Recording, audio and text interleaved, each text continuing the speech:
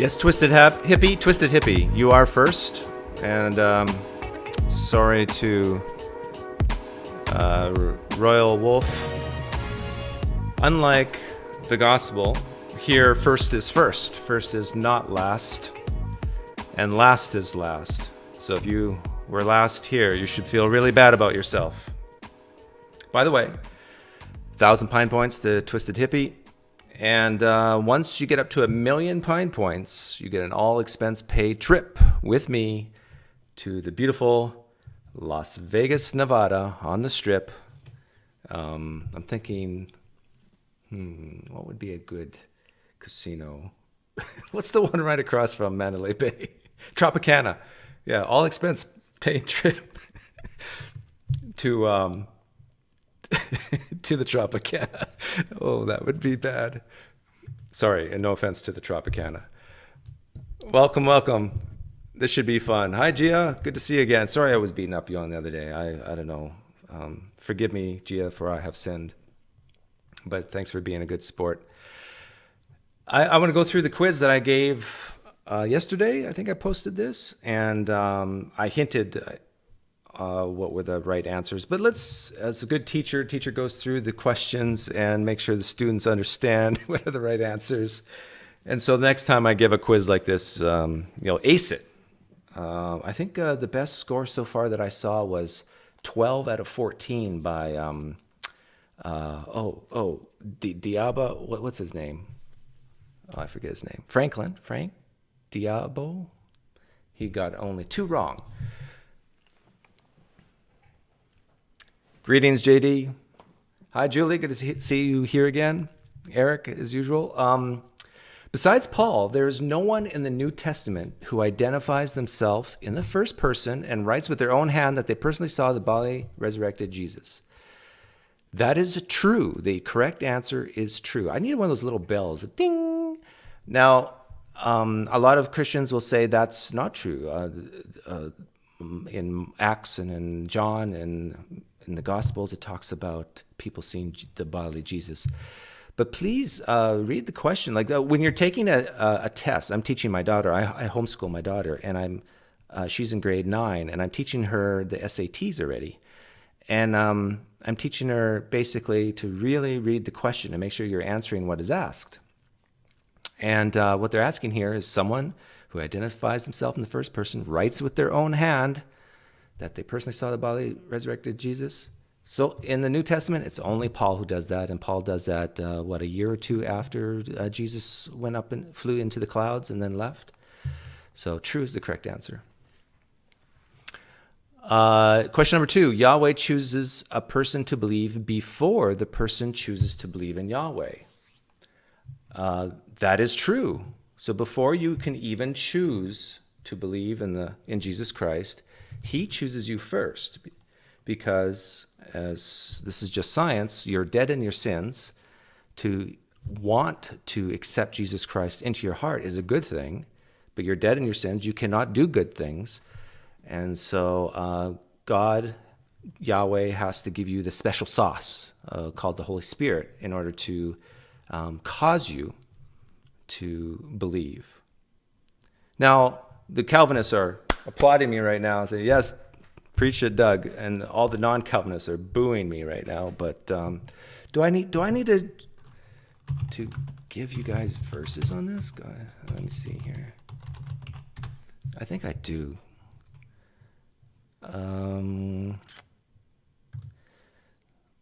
Where does it say in the New Testament, Doug, that God chooses the person before the person chooses God?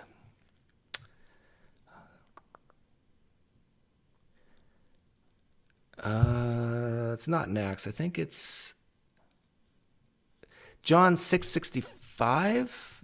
This is why I told you that no one can come to me unless it's granted him by the Father. That's close, but there's it's a verse that even uses the word choose.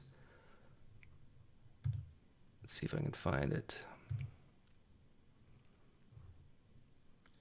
Oh yeah, it's all mostly in Paul's letters, because Paul is why Calvinism exists. He chose us in him before the foundation of the world, Ephesians 1:4-5.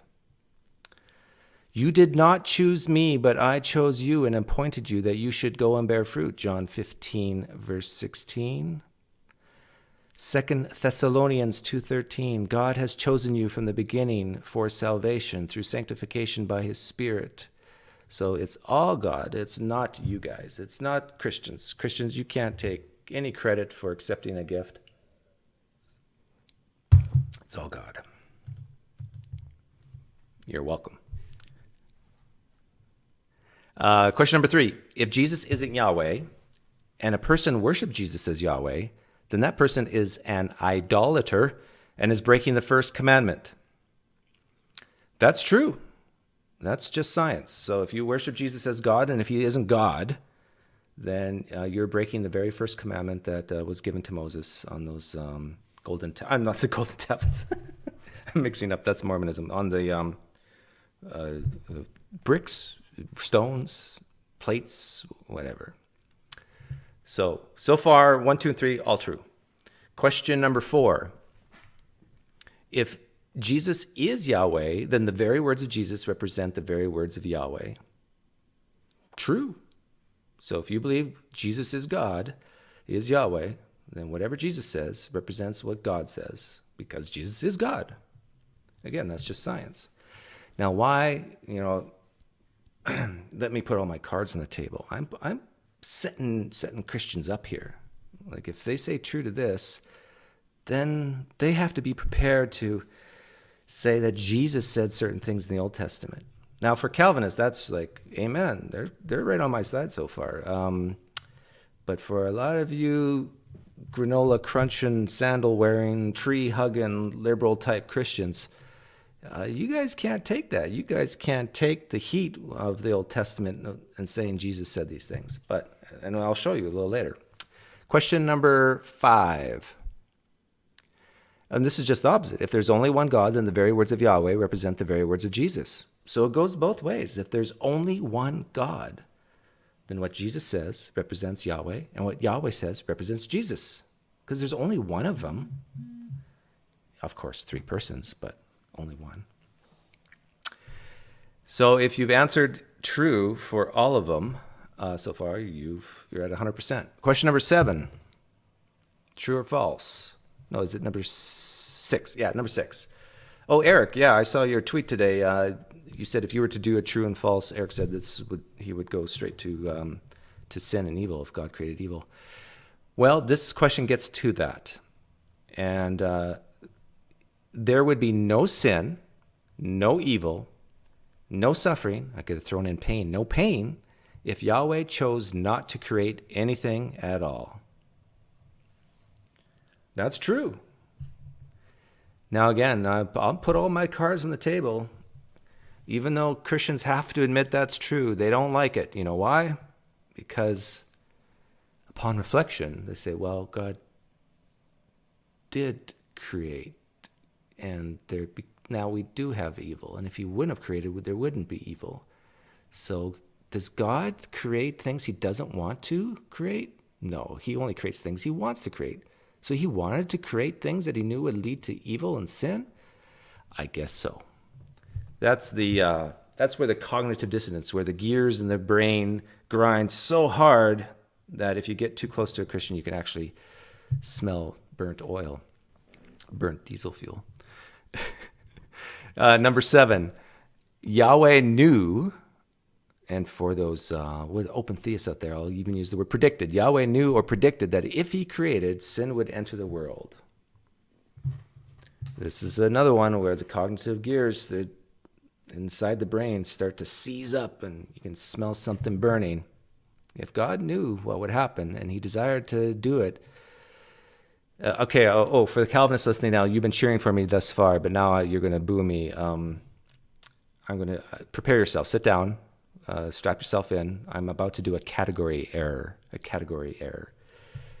If I was to give my son or daughter, one of my children, a gun, and if I knew or even could predict with like a high percentage of probability that they were to kill someone with a gun that I gave them, do I not hold some responsibility, even just a little bit?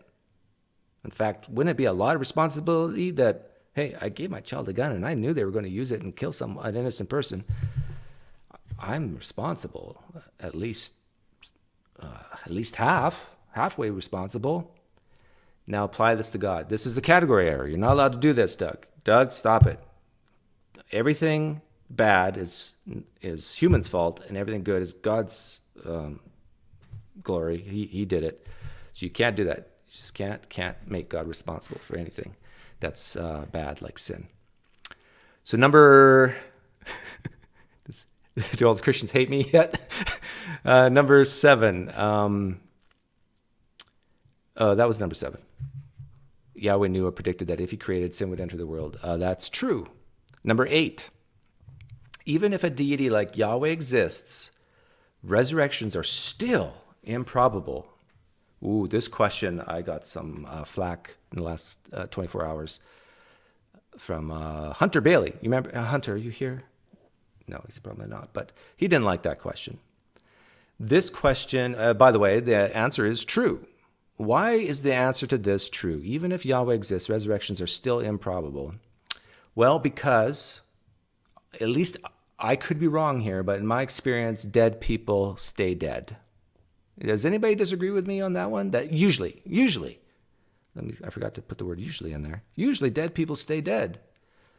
And even if 49% of the time dead people come back to life after several days, even if that's 49% of the time, it still would make this true or false question true, that it's more probable that even if there's a deity, that resurrections don't happen, that they're improbable to happen.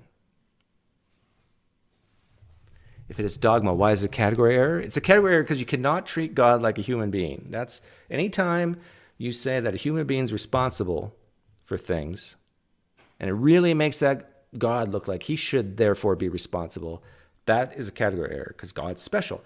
Category error is another way of saying, hey, everyone, get ready. I'm about to special plead, but I don't want you guys to know I'm special pleading. So I'm just going to use the words category error. So even if God exists, resurrections are still improbable, meaning it's less than a 50% chance it's going to happen. In fact, it's probably much lower than that, right?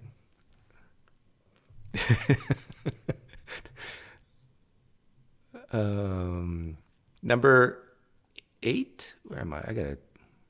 Number 9.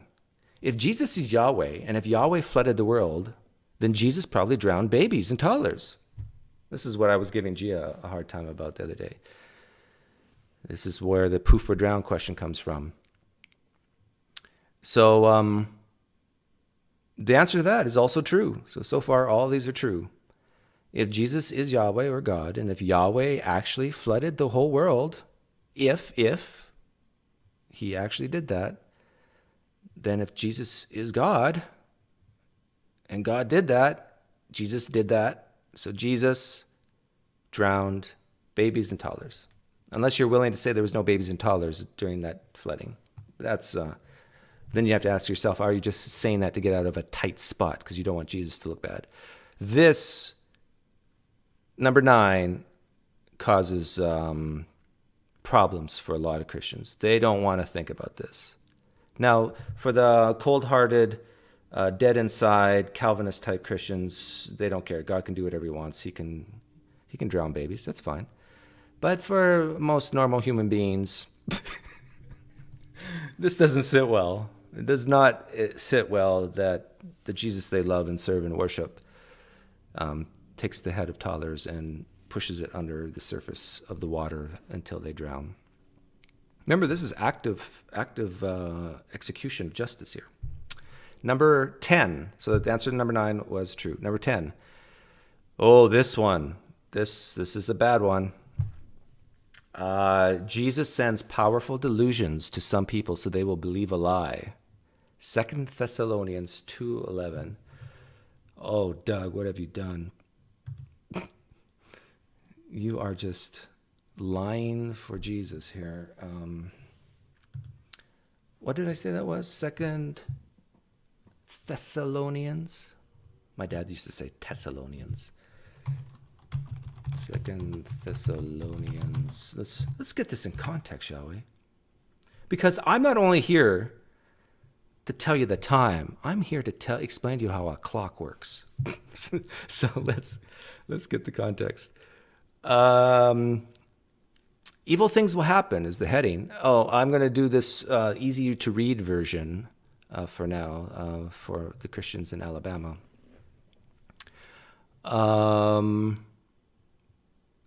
Where is it here? Let's start at verse 9. When that man of evil comes, who's the man of evil? Maybe it's the Antichrist. It'll be the work of Satan. He will come with great power. He will do all kinds of false miracles, signs, and wonders. Well, it sounds like a lot of pastors we see in church nowadays, right? The man of evil will use every kind of evil to fool those who are lost. They are lost because they refuse to love the truth and be saved. Oh, so now God's putting some of the responsibility for those gullible people who believe the man of evil. So God, this is verse 11 now. So God will send them something powerful that leads them away from the truth and causes them to believe a lie. Who does this? Who sends them something powerful? In fact, let's use the name Jesus because Jesus is God. So if you're a Christian listening, the God you love and worship is the standard of everything good and loving and kind. The God you worship, Jesus will send, at some time in history, or even in the future, Jesus will send them something powerful that leads them away from truth, because they deserve it, they're so gullible, and causes them to believe a lie. They will all be condemned because they did not believe the truth and because they enjoy doing evil. There you go. So Jesus leads them away. Oh, wait, that's out of context, PineCreek. You don't know what you're talking about. Yeah, I probably don't. But now I love to, whenever I read verses like that, I get a lot of joy from getting like 10 pages of response to one or two verses. If only you understood the context, Doug. Yeah. And let me I got something else here.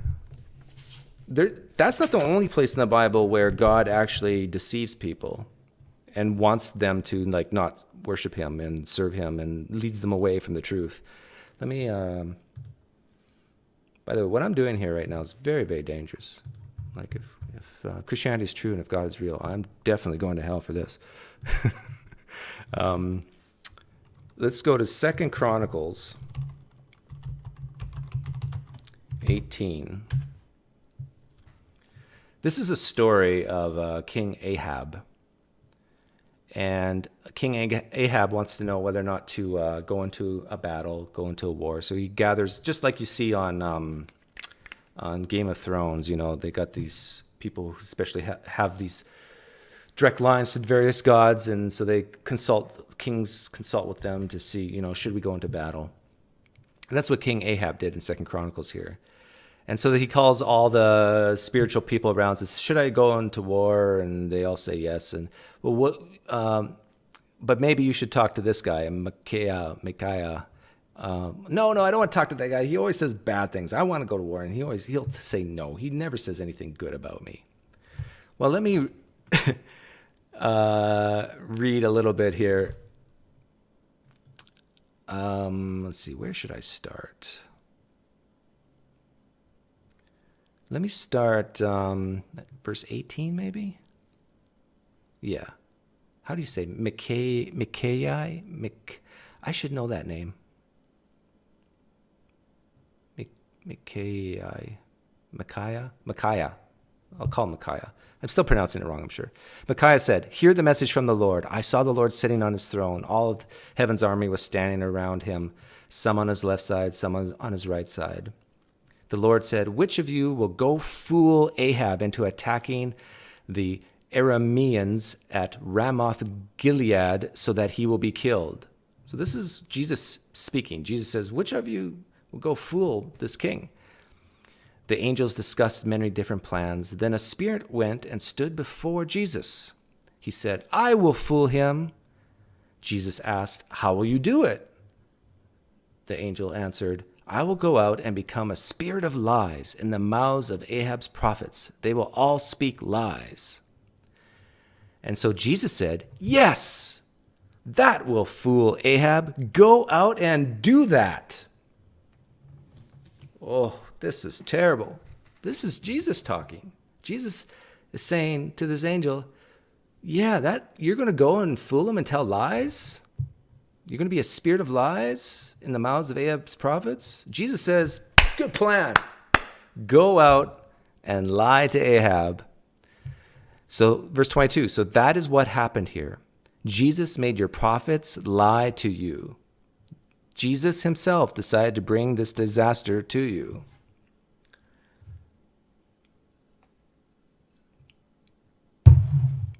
How's that sound to you guys? Okay, so now if you're a Christian listening, this is what you have to do. PineCreek doesn't know what he's talking about. He's taking this completely out of context. Jesus never said those things. This is not really explaining what God said. This is just written by men and really doesn't represent the God I worship and serve. So I'm giving you guys outs, Christians. I'm giving you outs of what you could say to me. And but be warned. Like if you start saying, well, Jesus never really said these things. It's written in the Bible. Are you gonna just cherry pick what you're gonna believe out of the Bible just because it's in the front half of the book? You're going to just throw it in the trash and say, oh, my Jesus would never say something like that? Jesus would never support people deceiving and lying others? Well, it's right here, verse 22. So that is what happened here. Jesus made your prophets lie to you. He made your prophets lie to you. That's a terrible version, Doug. You got to read it in the old King James, so it's confusing and it doesn't make sense. Oh, this is so much fun. Okay, so back to this. This is number 10 is true. Jesus does send powerful delusions to some people, like Ahab, and like I read in the New Testament in 2 Thessalonians, so they will believe a lie. I could go on. There's more verses than just that. Number 11. Capital G, cool, I missed that crappy music. I play that crappy music on purpose. I want people to really want to listen to me and sit through that stuff. Actually, I kind of like the music. Number 11, if Jesus is Yahweh, then according to the Bible, Jesus said you may buy slaves from the nations around you, pass them on to your kids. But Jesus said not to treat your fellow Israelites harshly, Leviticus 25. In my opinion, with all this, there's been so many videos done on slavery in the Bible. I personally don't think that what the Israelites did about slavery was any better or any worse than most other nations of the time. Maybe they had some better rules. I believe that slavery was a way of life back then, and that at times it did help people survive. I'll be free to admit that. But the bottom line is, slavery, almost everyone today would say, the type of slavery where you own people as property forever is not good. That just doesn't sit well with most people. And a lot of Christians kind of give God a pass because he was working within the culture of the time. In fact, it's like Jesus could have just said, don't own slaves, don't own people as property.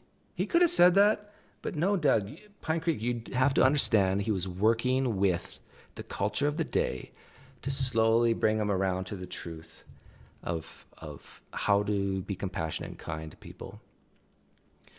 But the problem is, if you're going to give that type of incremental push of morality view from God and how he deals with his people, that he walks with them where they're at in history, then you're basically saying, now hear me clearly, what you're basically saying is that the God who you view as the standard of morality uses some type, that he grades that morality on some type of cultural curve.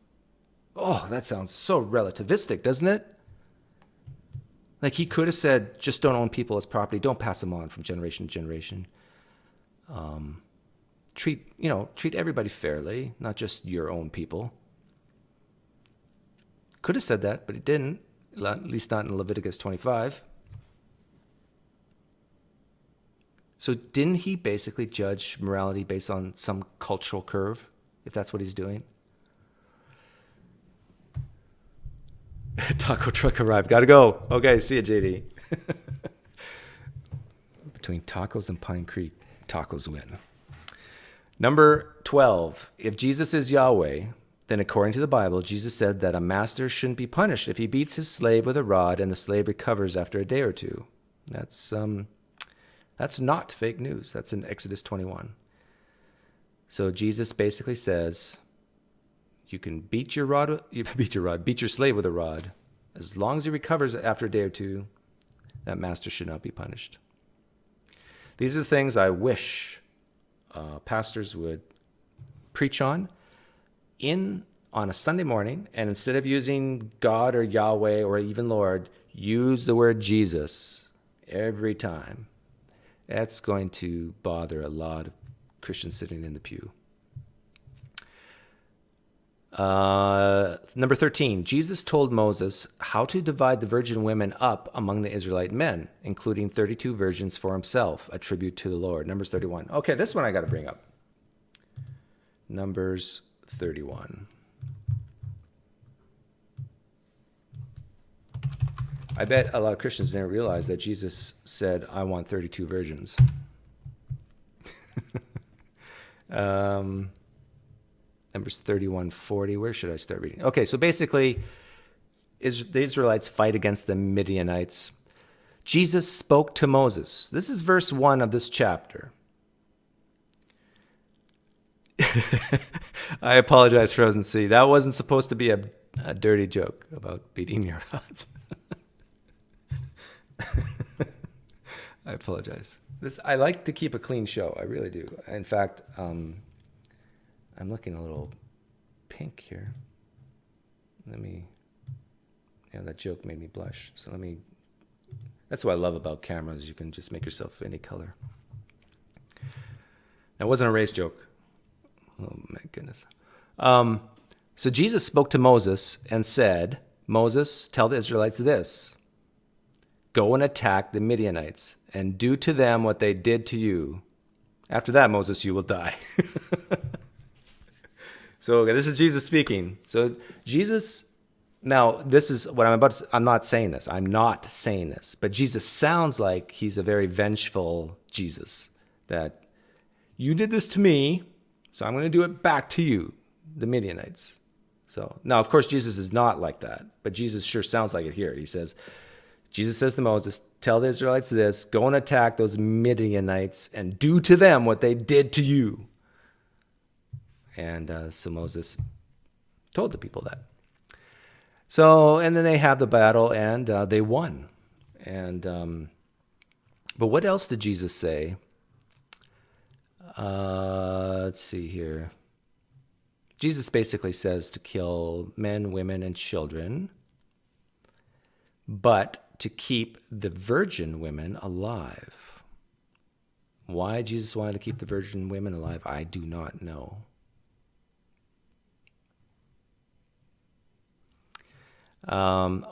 Because, no, that can't be it. Okay, so here's Jesus speaking. Now, a lot of Christians are going to say, no, this is not Jesus speaking. This is Moses speaking. Well, verse 1, Jesus is speaking to Moses. Moses is the mouthpiece for Jesus. So this is what Jesus is saying. Now kill all the Midianite boys, Jesus said. And then Jesus said, kill all the Midianite women, Jesus said, who have had sexual relations with a man. In other words, women. If you had sex with a man, that was what caused you to become a woman. And you can let all the young girls live, Jesus said, but only if they never had sexual relations with any man, Jesus said. And then all you men who killed other people must stay outside the camp for 7 days, because of purification rituals and so forth. And so, but they didn't do that. They actually disobeyed Jesus, and they didn't kill everyone, and they just, with the spoils of war, they made mistakes. Okay, verse 25, and here this is clear as a bell. Jesus says to Moses, you, Eleazar, the priest, and all the leaders should count all the prisoners, animals, and everything that soldiers took into war, or took from the war. So here Jesus is giving instructions on how to divvy up the spoils of war. Jesus is actively involved here. Let's go down to 42. Then Moses counted the people's half. This was their share that Moses had taken from the soldiers who'd gone to the war. This is how many sheep they got, cattle, donkeys, and so forth. Oh,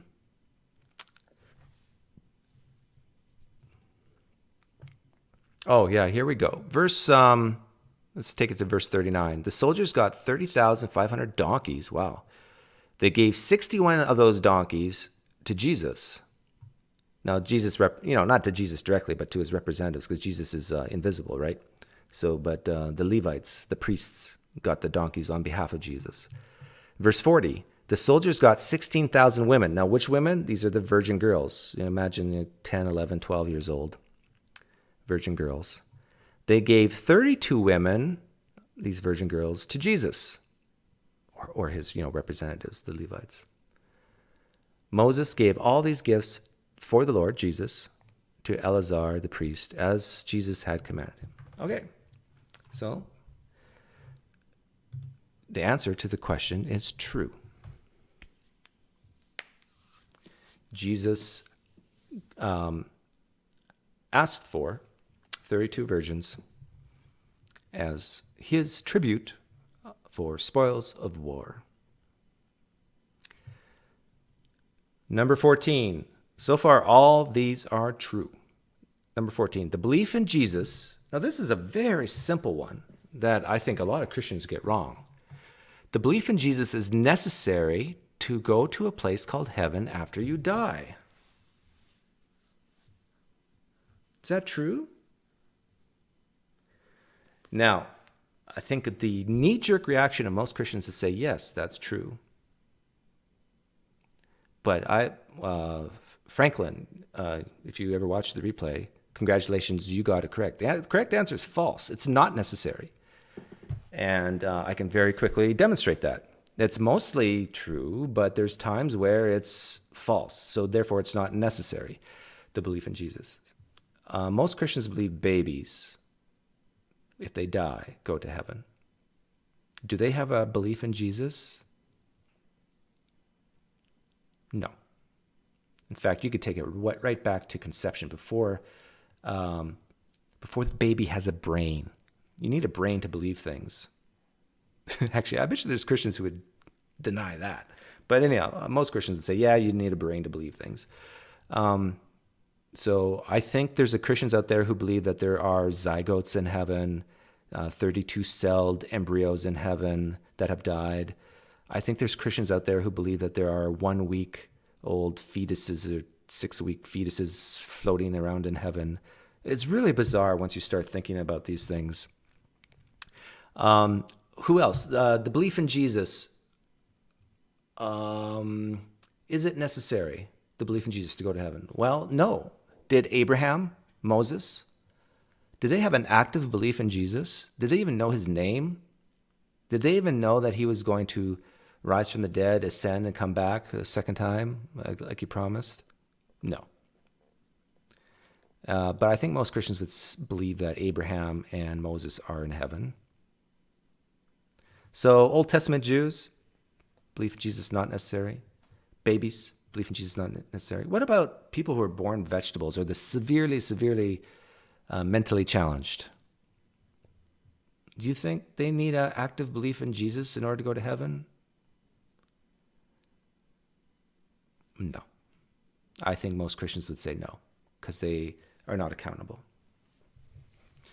So that is the answers to the true and false. If you got all of them right, congratulations. You're probably in the top 1 percentile, and you could get into any PineCreek accredited university in the world.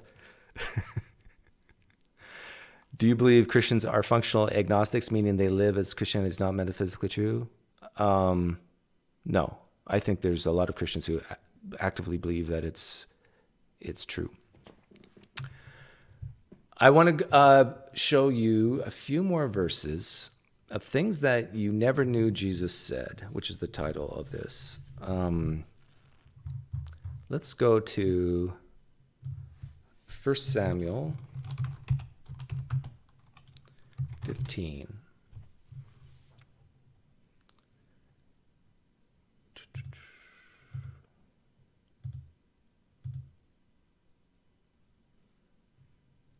And this is the story about the Amalekites. Let's see if I can get it a little bit bigger this time. So if you're a non-Christian listening, I recommend anytime you're talking to a Christian and you want to raise doubt, pull out the Old Testament and use Jesus. If they're Trinitarians, they have to go with this. Use the name Jesus instead of Lord, Yahweh, God, Jesus, Jesus, Jesus. The answer is always Jesus, right? One day Samuel said to Saul, Jesus sent me to anoint you king over his people. Now listen to his message. Jesus says, when the Israelites came out of Egypt, the Amalekites tried to stop them from going to Canaan. I saw what the Amalekites did, Jesus said. Now go fight against the Amalekites, Jesus said.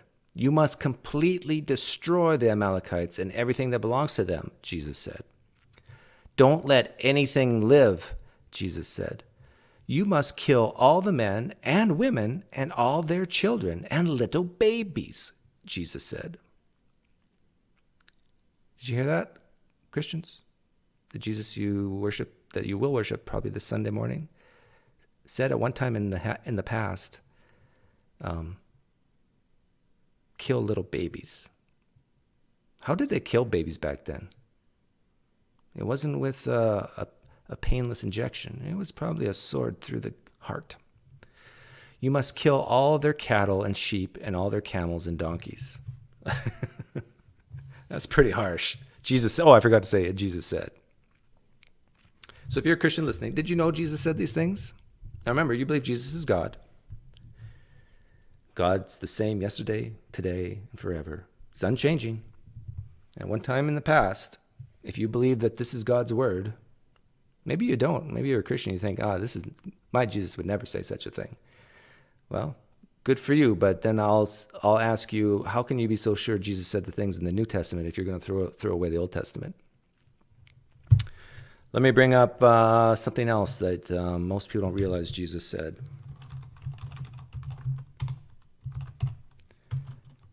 Deuteronomy 7.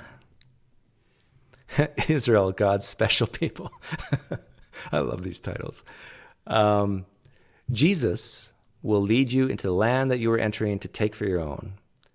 Jesus will force out many nations for you, the Hittites, the Girgashites, the Amorites, the Canaanites, the Perizzites, the Hivites, the Jebusites, the Mennonites, the Amish.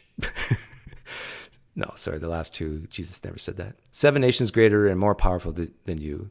Jesus will put these nations under your power. Jesus is he's big on war. And you will defeat them, Jesus said. You must destroy them completely, Jesus said. Don't make an agreement with them or show them. No diplomacy. No sitting down at the table and hashing things out. You must destroy them completely, Jesus said. Don't make an agreement with them or show any mercy or show them mercy, Jesus said. You listening to this, Christians? The Jesus you love and worship this Sunday morning at one time in history said, show certain people no mercy. Don't marry any of them, and don't let your sons or daughters marry any of the people from those other nations. My goodness. Okay, for the Calvinists listening, sit down, put your seatbelts on. I'm about to do a category error. Can you imagine being a father and saying to your daughter, where's your boyfriend from? He's from Sudan. Oh, no, don't marry him. Don't marry him if he's from Sudan. What would you call that type of father? No, but I'm sure Jesus is not being racist here. He's just being bigoted. He's saying he's being prejudicial, which is, not always wrong. He's just saying they have different beliefs than you guys. They have wrong beliefs, and so stay away from them. Yeah, see, and Jesus explains it in verse 4. He says, if you do, they will turn your children away from following me, Jesus. Then your children will serve other gods, and Jesus will be very angry with you. He will quickly destroy you. Who will? Jesus will quickly destroy you. So Jesus, okay, here comes another category error, but if a man was to say, only serve me, don't serve this other person, because if you do, I'll be very angry with you. What would you call that man? Maybe selfish or egotistical, narcissistic, needy. Oh, yeah, needy. Only serve me, don't serve those other people. Very needy, jealous. Okay, how's that for a category error? That's pretty good, right? That's a good category error. So we shouldn't call Jesus these things. Okay, one more. This one takes the cake. This is the one I asked Jonathan McClatchy about a while back. And now again, if you're a Christian listening, don't worry. Don't worry about a thing. There are apologists out there who can talk you down. Just give them a phone call or email them. They will send you like 5-page emails to explain all this and to assure you that what PineCreek is saying shouldn't cause any problems for you. Ezekiel 20, verse, let's see here. Oh, yeah, so here's another situation where Israel turns away from Jesus. The elders of Israel came to ask Jesus for advice. Okay. So this is a story about how Jesus gives Israelites advice. And you know what happens? They don't take Jesus' advice. And they end up acting like little children and go against him. So let's take it, verse 21. But the children turned against me and did not obey my laws, Jesus said. They did not keep my commandments, even though people who obey my laws live because of them, Jesus said. They treated my special days of rest as though they were not important, Jesus said. So I decided to destroy them completely in the desert and let them feel the full force of my anger. Oh, you know what that reminds me of? That reminds me of Star Wars Episode 3. You remember when Darth Sidious? No, not Darth Sidious. What's the Darth Vader's boss's name? He was the senator, or the main guy, Chancellor. Oh man, I forget these guys' names. But anyhow, I bet you that Lucas got that line straight out of the Old Testament here. So I decided to destroy them completely in the desert and let them feel the full force of my anger, Jesus said. But I stopped myself. The other nations saw me bring Israel out of Egypt. I did not want to ruin my good name, Jesus said. So I did not destroy Israel in front of those other people, because that'd make me look bad. Oh, that's my editorial thing. Jesus didn't say that. So I made another promise to those people in the desert. I promised to scatter them among the nations, to send them to many different countries. The people of Israel did not obey my commands. They refused to obey my laws, Jesus said. They treated my special days of rest as though they were not important. They worshipped the filthy idols of their fathers. Okay, now this is the main thing that I want Christians to listen to. So if you've ignored me till now, if you're a Christian listening, listen to what Jesus said. Jesus said, so I gave them laws that were not good. I gave them commands that would not bring life, Jesus said. I let them make themselves filthy with their gifts. They even began to sacrifice their own firstborn children. In this way, I would destroy them, Jesus said. Then they would know that I am the Lord, Jesus said. Do you guys hear what I just said? Okay, now, if you're a Christian listening, especially if you're a pastor and apologist who has studied this passage and have on hand a 5,000 word paper ready to send me. You're just ready to send me a paper to describe this. Let me just read this again. Jesus said that they refused to obey my laws. They treated my special days of rest as though they were not important. They worshiped filthy idols. So this is the kicker. Jesus, at one time in history, said, I gave them laws that were not good. I thought Jesus was all good, but he sometimes gives laws that were not good. I gave them commands that would not bring life. What not brings life? Well, death. I let them make themselves filthy with their gifts. Okay, now that's him allowing stuff. They even began to sacrifice their own firstborn children. So if you are under the illusion that the Israelites, how many years ago? 5,000 years ago? If there wasn't child sacrifice back in even their camps, I think you need to think again. I think a lot of people believe that the whole idea of circumcision, cutting off the foreskin, was a way to compromise and not killing firstborn kids anymore. So they moved to circumcision instead of killing babies to appease Yahweh or Jesus. Like, these are things that Dr. Michael Licona admitted to in just a video I did, was it yesterday or the day before? Yesterday. Where he admitted, did he say the word hate?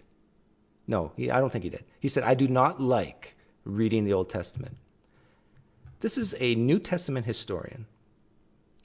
This is a Christian for almost all his life who has friends who are probably Old Testament historians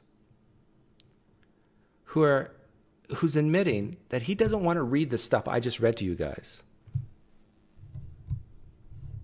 Why doesn't he want to read the stuff? Because it's obvious. When you believe that Jesus is God and you love Jesus, and you hear that you're the God you love and worship, at one time in history said that I gave bad laws to people and this caused them to kill their own children.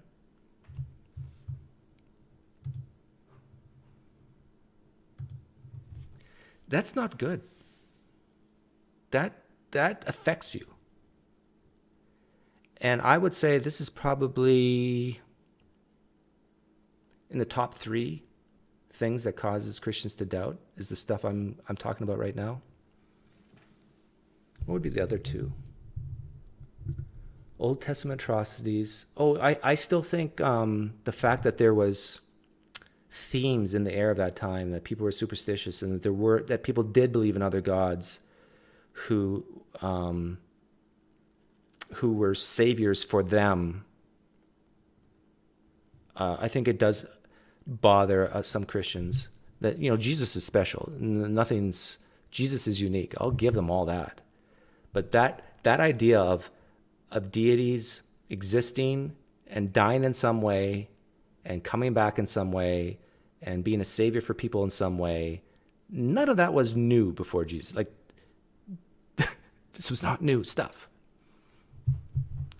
And so what Christians do with that is they just focus on all the differences, and that helps them sleep at night. What's another thing? So the Old Testament atrocities. Oh, yeah. See, contradictions in the Bible, I think, affect the fundamentalists because they need the Bible to be perfect. But even those sandal-wearing, tree-hugging, granola-crunching liberal Christians who might be listening right now, if they just say, I don't, Doug, everything you just said is irrelevant to my life because I've experienced Jesus in a real and powerful way. So, they almost feel like saying, stick it up yours, Doug. Like, you're not making me doubt with this stuff because I know the real Jesus.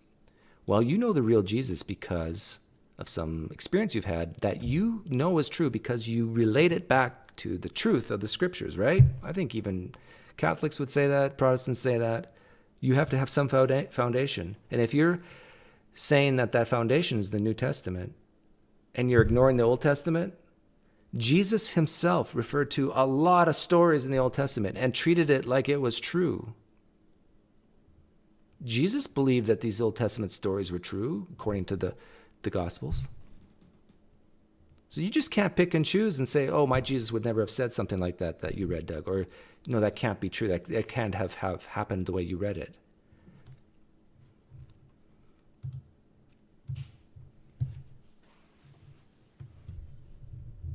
Jesus said he only came from the Jews, correct.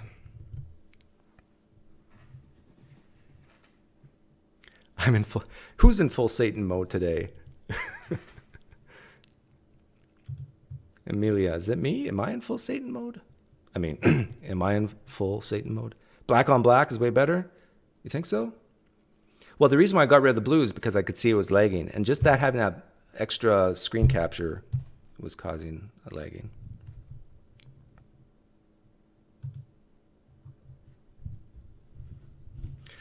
Now, the reason why I gave out that true and false quiz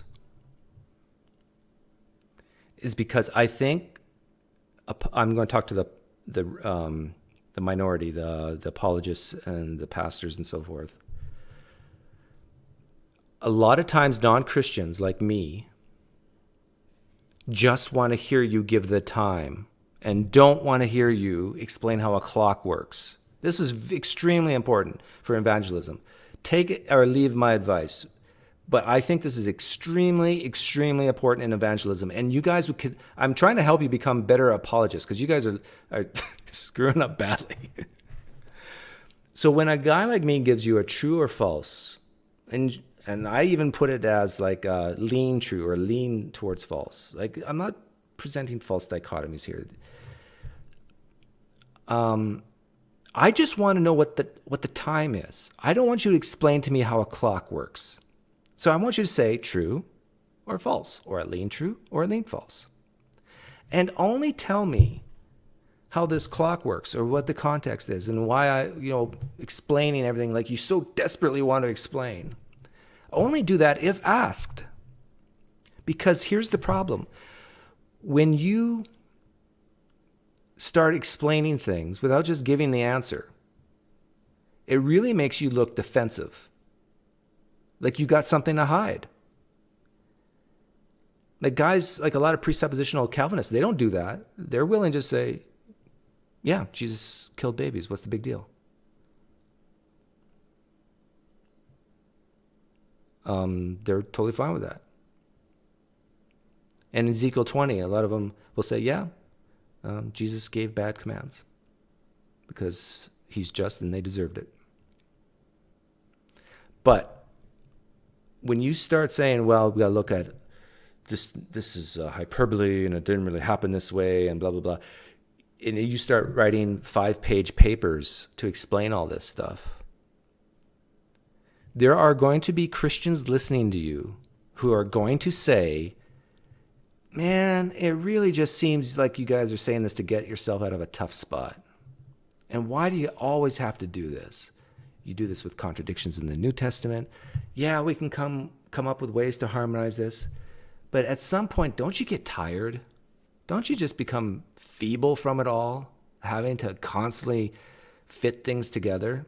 I think when I was a Christian, that's what did it for me. It's like, especially with the tomb narratives and so forth, you always have to go with the maximum number. Anything that one gospel says that another one doesn't, you have to smash them together and just keep adding. And at some point, I just said to myself, am I just doing this to get myself out of a tough spot? And am I just forcing myself to believe this?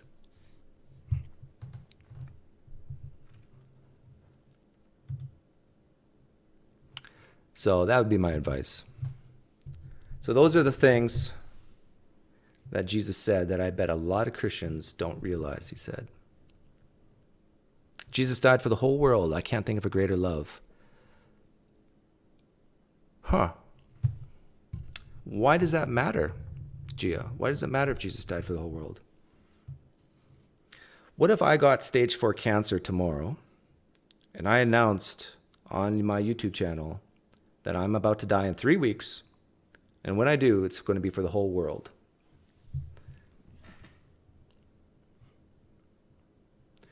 Doug, that's a pretty good analogy about giving the time and not trying to explain how the entire clock works. As a Christian, I agree with that. Yes, Brian, I think that is one of the biggest mistakes apologists have and pastors. That Christians and even non-Christians, they just want to know what the time is.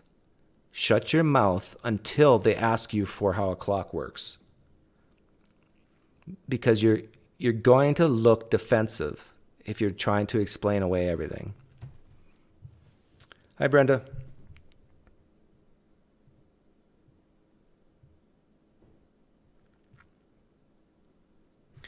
Yeah, Gia, I've gotten in huge trouble for saying that Christianity at its root level is a religion, a belief system of carrots and sticks. And I think you're demonstrating that point for me.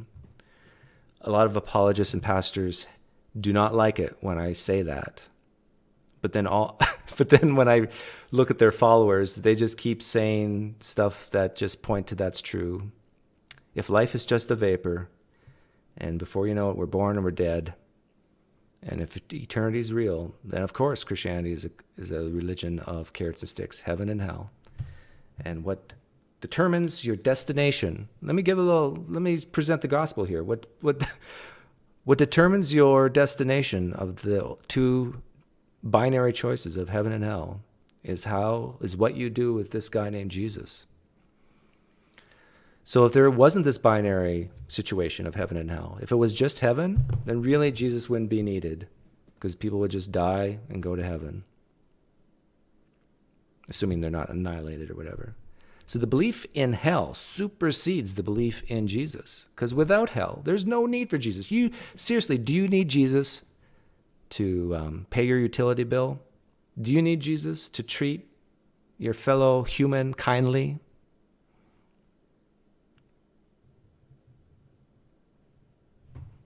I say no.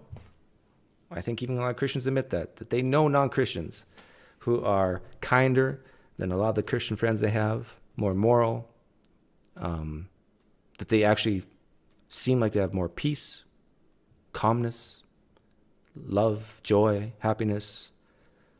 Now, people are people. There's going to be people who are anxious and depressed, and whether you're Christian or non-Christian. But on the whole, I don't see why Jesus is needed for anything specific in life. Because even if you're a Christian, the type of Christian who admits that you use Jesus as a crutch, and you say, yes, I am weak, I need Jesus to get through the day. Well, okay, but that's why there's other religions. They do the exact same thing. They use other idols to get through the day. Even not just non-Christians, a lot of Christians use drugs to get through the day. And a lot of non-Christians use drugs to get through the day. Life is sucky. Life is hard. One thing my dad taught me was not only that is life unfair, but it will always be unfair. Always be unfair. Now, that doesn't mean you just sit on the couch all day and do nothing about it. You still work, but don't think life is going to do you any favors and help you. Part of the reason why I was raised that way is because my dad lost his dad when he was a kid. I think my dad was 6 months old or a year old when his dad died. And he learned very quickly, and they were dirt poor. He learned very quickly that, life is going to kill you unless you get to work. So he lived his whole life desperate, but he used God, I believe. My dad used God to give him that extra oomph. That not only do I have to work hard, but God's on my side too, helping me. Oh, great question, Doug Dean. If you die in 3 weeks, what does become of your PineCreek pine points? Oh, yeah. I guess if you've collected pine points from me, and if I was to die unexpectedly, my advice is you take out an insurance policy on my life, maybe. So if you've collected 5,000 to 10,000 pine points, my guess, the conversion factor is you should take out a $5,000 to $10,000 life insurance policy on PineCreek, just to protect yourself.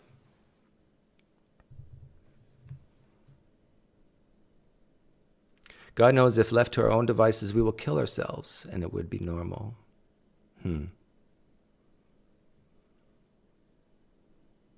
People definitely can be very mean to other people, Gia, and they can also be very loving. Gia, have you ever met a non-Christian who was loving? Have you ever met a Christian who was evil?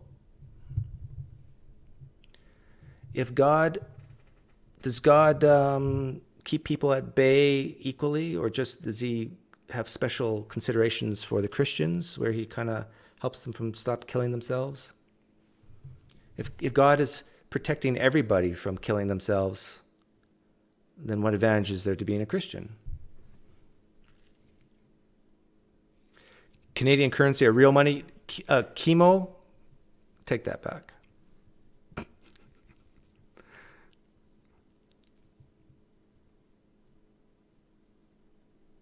Pine points are worth almost double in the EU.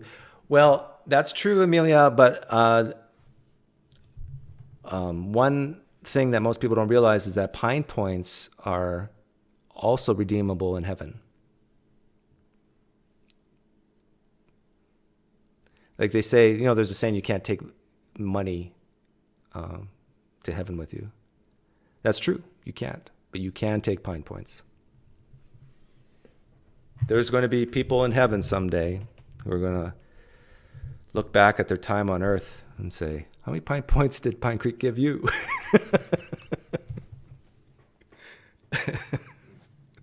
Are pine points redeemable in hell? 10 for 1, Franklin. 10 for 1. Satan will say, good, well done, good and faithful pinester.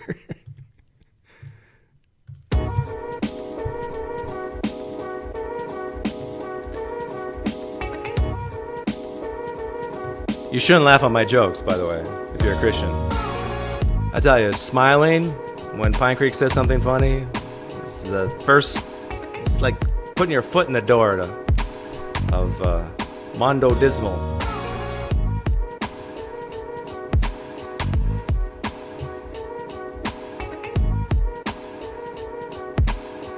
Thanks, Brian.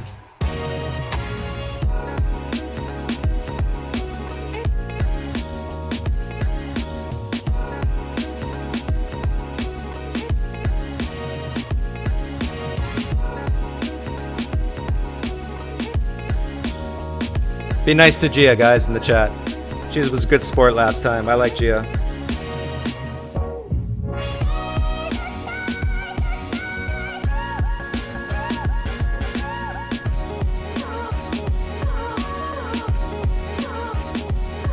I laughed and then felt bad.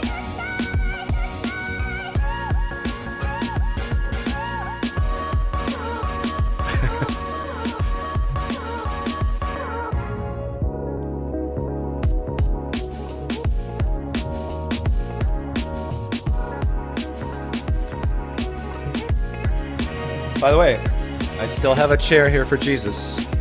He's welcome anytime.